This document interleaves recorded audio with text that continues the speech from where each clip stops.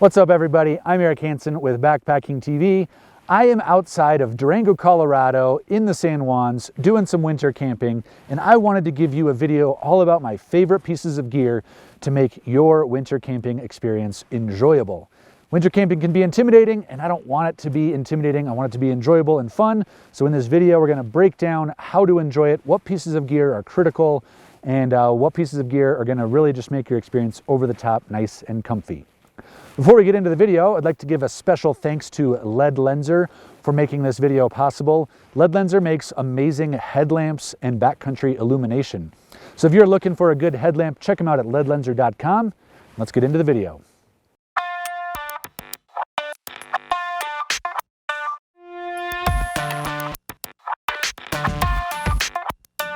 Okay, so the first piece of gear that is critical is actually going to be multiple pieces of gear. And this is pretty obvious, but this is your sleeping bag and your sleeping mattress. I could include tent here too, but let's just go with your sleep system.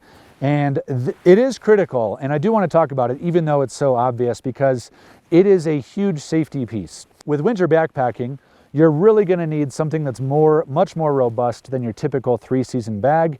And you need a good mattress to pair with it. So if you just have say your foam cell pad, that is going to be pretty minimal and you are going to be freezing cold, and that insulation just isn't gonna feel like it's cutting it for you. So in my mind, a sleeping mattress is actually almost more important than any other piece of gear when it comes to winter backpacking. And what may not be commonly understood is that R value, which is the rating of how well it's insulating you from the ground, or just in general, the insulation value of anything, is what you should be paying attention to.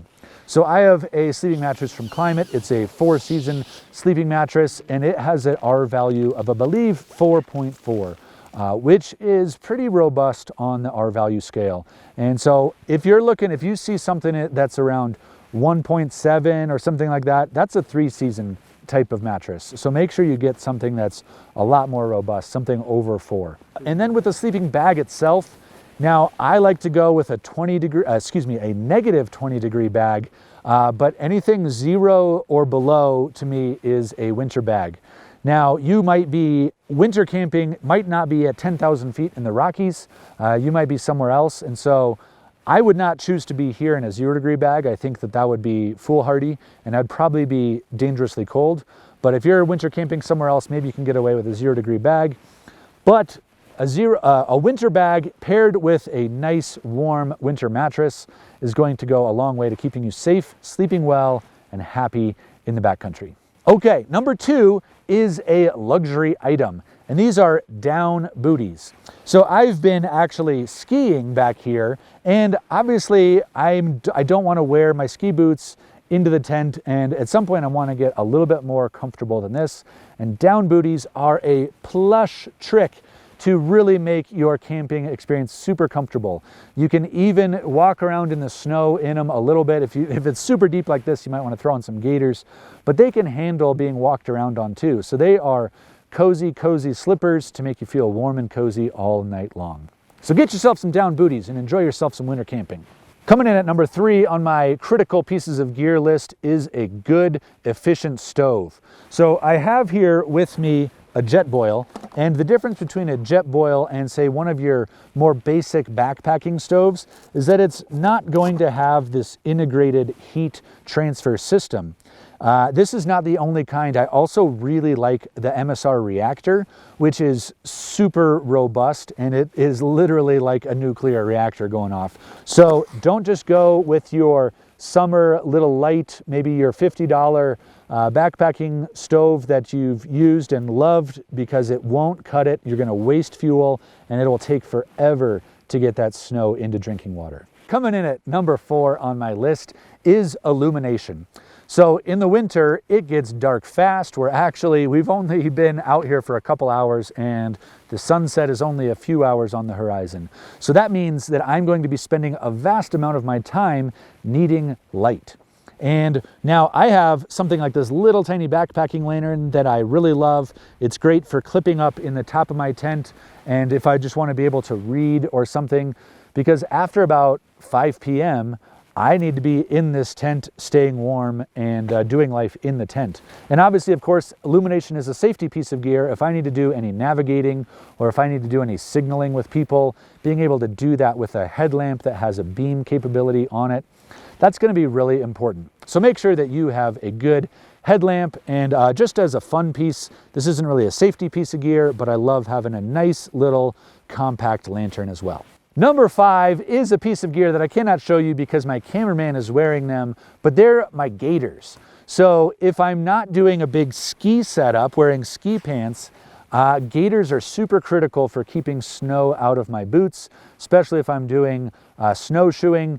It is a really critical piece of gear to make sure that my feet are dry the whole time. And they're also, will keep me, they're a little bit of extra warmth too as well as I'm just hiking around and doing that sort of thing. Also, sometimes winter conditions can be marginal, and if it's at that like 32 degrees or freezing point where you have a lot of moisture, making sure that your gaiters are the ones that are doing that really hardcore bit of moisture protection when things can get muddy and nasty is going to be really important for making sure that you stay dry, comfy, cozy. You can strip them off, leave them outside your tent. That'll go a long way to making sure you're happy too. So bring some gaiters.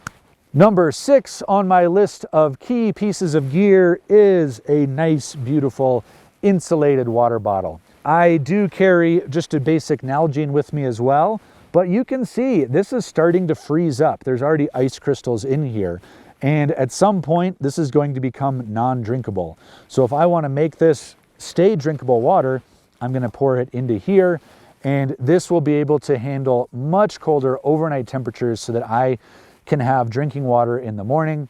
Of course, just throwing in tea for my ski tours, being able to drink throughout the day, having a hot beverage on a ski touring trip is awesome. So get yourself one of these.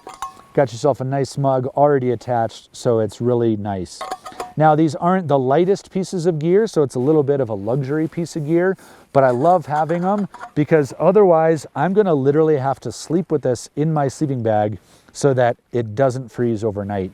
And I don't always want to do that, so being able to have, making sure that I have drinking water in the morning and it's not all frozen is going to be very important. So get yourself a nice insulated thermos. Number 7 on my critical pieces of gear for winter backpacking is a shovel. Now, you might not be doing alpine backpacking like I am here today. If you're not, you can get away with a much more simple shovel, but if you're in alpine environments, having a shovel like this is really, really important. You're probably going to be needing to dig a lot of snow pits. You're going to be building camps all the time in deep snow, and being able to do that with a snow shovel is super important. Summertime and the living's easy. I mean, wintertime and the living's easy. It's also a safety piece of gear out here in the backcountry. I want to be able to use it to check the snow quality, to dig snow pits so that I can see my snow layers and see if the snowpack is actually safe to travel on or not. So a shovel is a super important safety piece of gear and it'll make camp setup a lot more enjoyable. Number 8 on my list is actually 2 pieces of gear, but they're super important, and that is eye protection and skin protection. I have actually had snow blindness before, and it is something I never want to experience again. I did a hiking trip up on Mount Rainier and didn't bring any sort of goggles or sunglasses with me, spent all day in blinding snow, and literally snow blindness is a real thing. My retinas got sunburned.